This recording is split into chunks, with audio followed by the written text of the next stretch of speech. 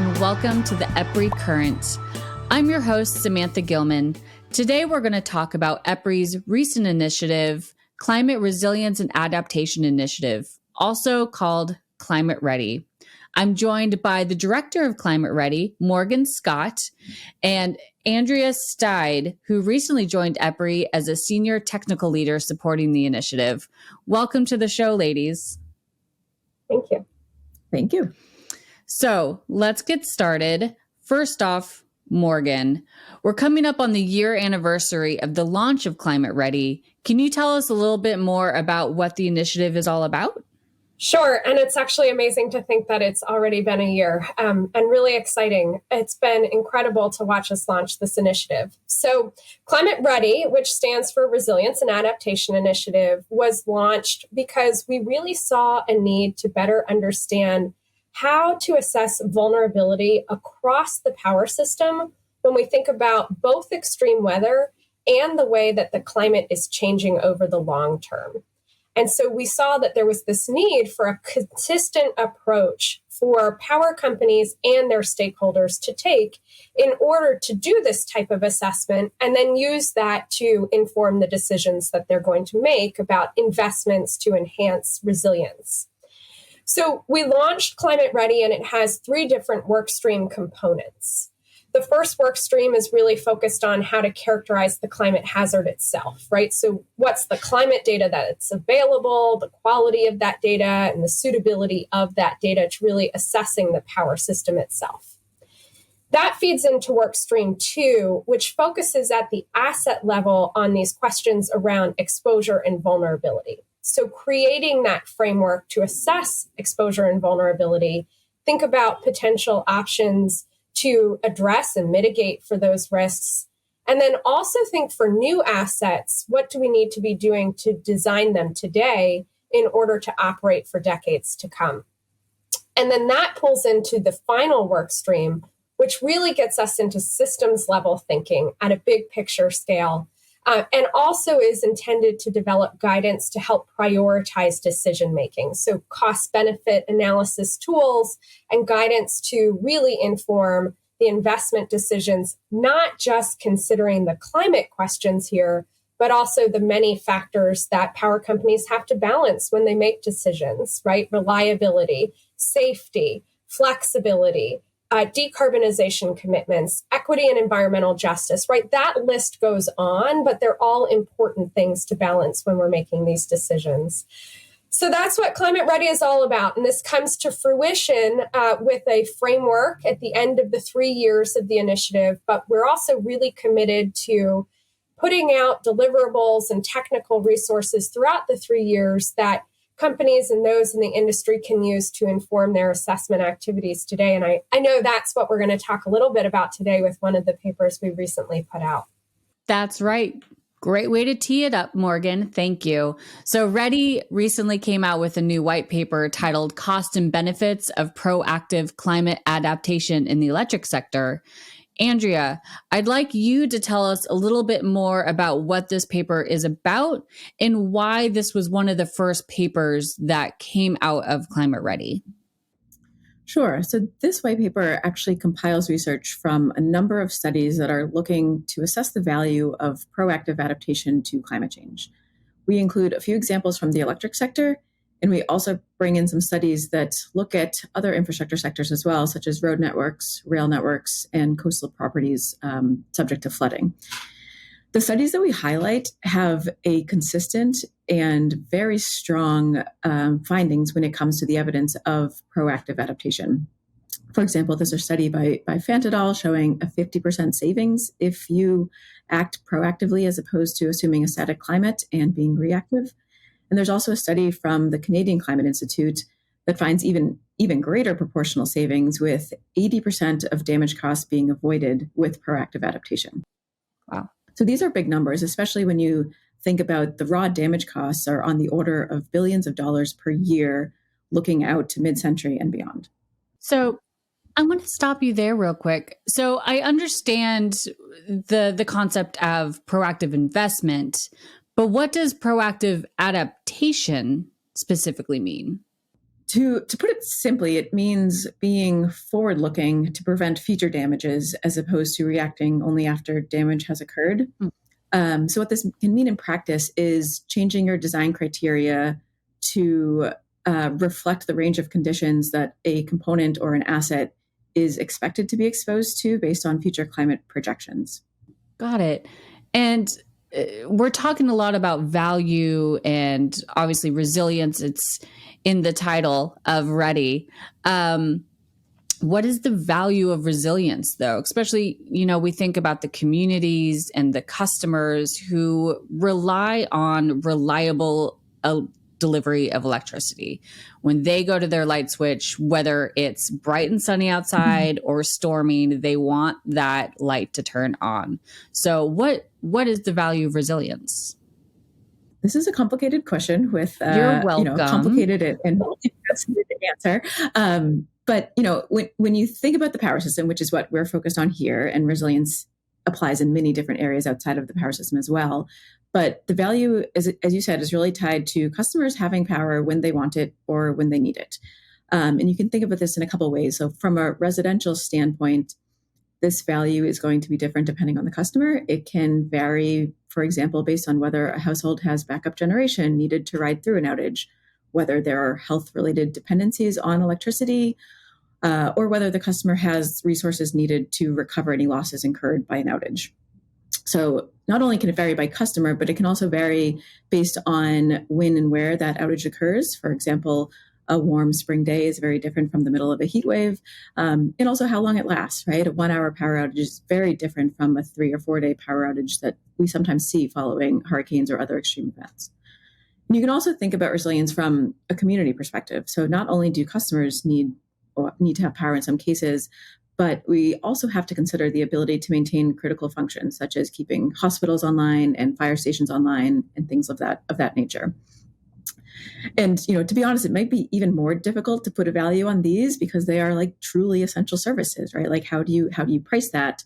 But if we think about what that brings to a community in terms of having those, especially during an extreme event when other things start going wrong, then we can better get at the true benefits of having a resilient and reliable power system. There's a lot of research happening right now that READi is very much staying on top of, that is aiming to refine our estimates of the societal costs of power outages. And this is the type of data that we are planning to use to better plan for resilience where it is needed the most. So this is to both of you.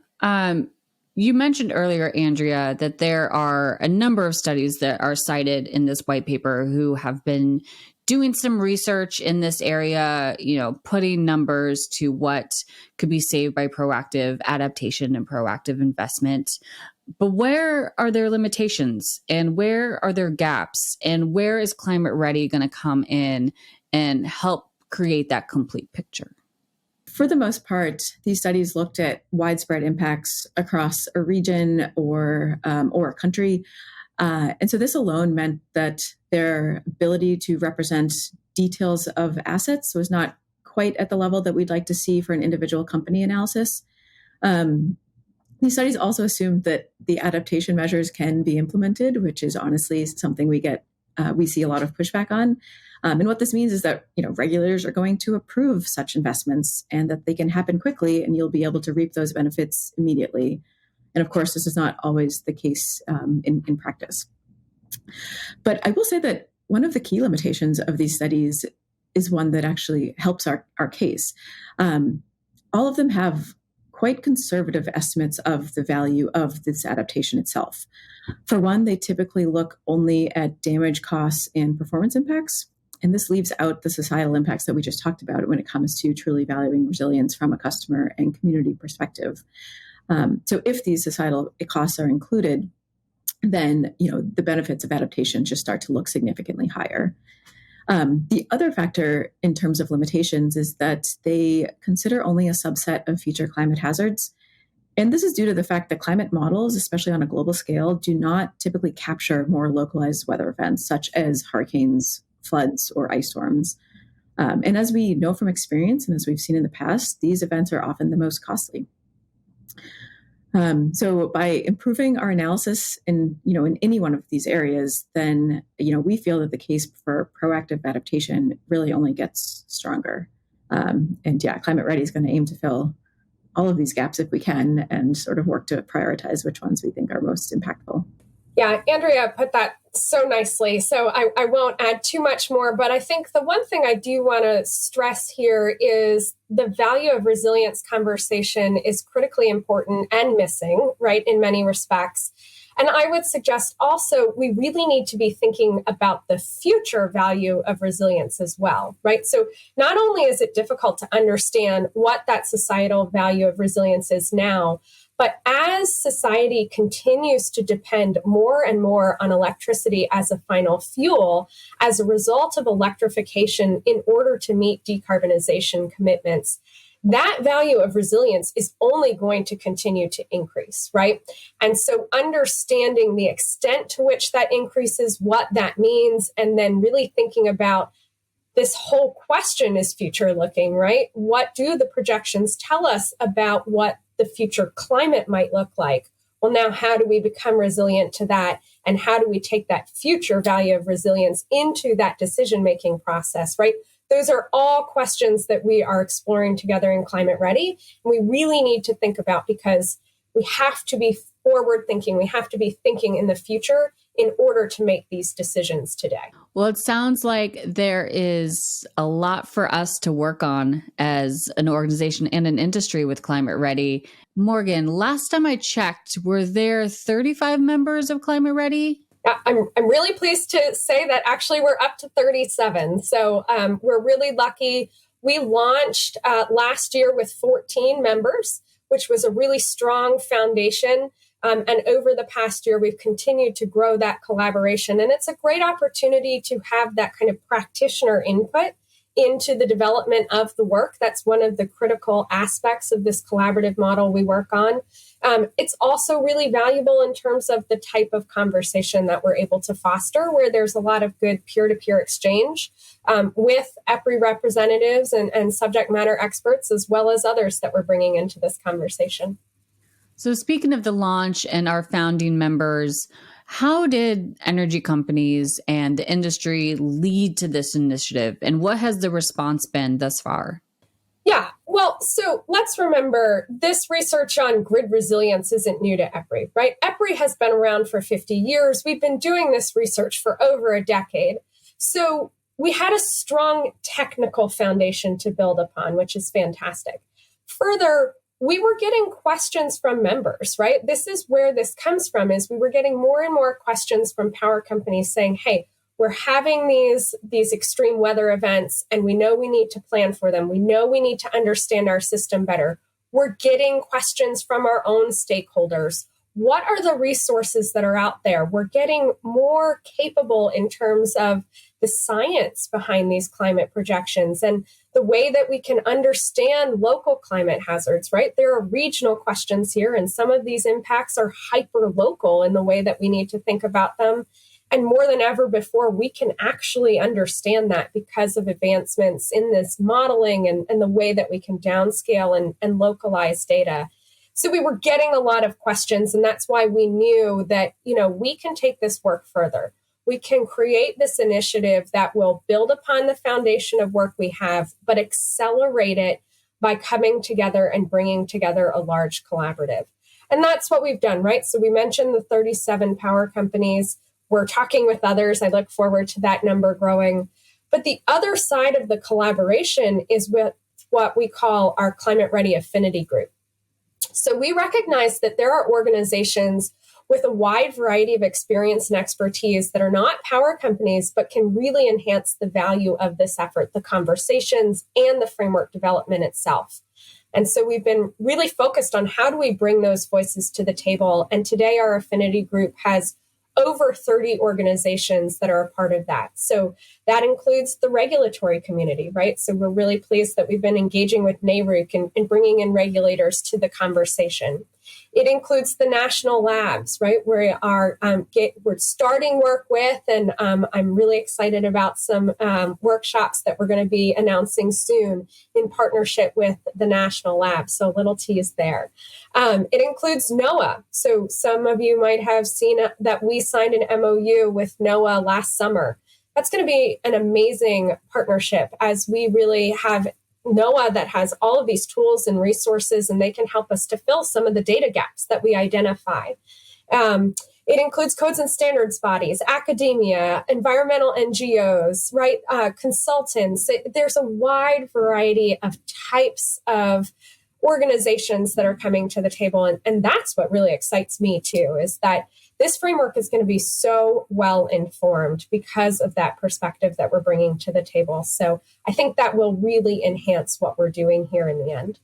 And it really gets to one of EPRI's core tenets of collaboration. When facing a challenge like this, we're stronger together, and being able to bring all those stakeholders that you just mentioned to the table to make sure that we can build the strongest framework is key. So with that, Morgan, Andrea, I really enjoyed hearing about Climate READi, but I want to give you an opportunity to tell us any final thoughts, something I may not have asked, maybe a key little tidbit or fun fact, anything to leave with our listeners? I don't have a fun fact, but I just want to reiterate Morgan's excitement, right? Like, this is a very exciting project to be working on. I think that we are bringing all the right pieces together with a team dedicated to climate data, a team dedicated to asset vulnerabilities, and a team dedicated to really how all of those pieces come together at the system level. And so, we are going to integrate these three teams, and really hope to find some impactful studies that will benefit our members and benefit the energy industry going forward. Yeah. I think two things I'll say. One is something that a member told me that continues to stick with me. And then the second is get involved, right? But I had a member really say to us, we're really excited about this because this moves us from a conversation around gold plating to a gold standard. And I really thought that was like such a nice, succinct way of putting this. When we think about how we make the power system more resilient to extreme weather and a changing climate, it's not about gold plating. It's about how can we create a gold standard for the way that we approach these questions and really think from a scientifically defensible and technically rigorous way about the vast array of solutions that are available to us, and really choose the ones that make the most sense for particular regions and companies for a wide variety of reasons, right? And that is what this framework is intended to be. So I really loved the way that was phrased, and it's something that really resonates with me and perhaps will resonate with others as they think about what Climate READi is looking to achieve. And then the second piece is get involved, like I said, right? So we talked about the EPRI collaborative model, and that this is really what we're intending to do with Climate READi. And so I really encourage our audience, if you're listening to this and you're not involved, but you think this is something that's interesting and important to you, reach out to us. We have our website, we have our email, climatereadi@epri.com, and we really want to make sure that as many voices are represented in this research as possible. So we'd love to have you join us and encourage you to do so. Well, thank you, Morgan. Thank you, Andrea, for joining the EPRI Current today. If our listeners are interested in more information about Climate READi, you can go to epri.com/ready. And we will hear from you and join you on our next episode of the EPRI Current. Thanks. Thanks, Samantha. Thank you. If you like today's show, we invite you to subscribe to our podcast. And feel free to share the podcast with your colleagues and friends. For more information about EPRI, please visit our website at www.epri.com. And don't forget to follow us on LinkedIn and Twitter at EPRI News. Together, we are shaping the future of energy.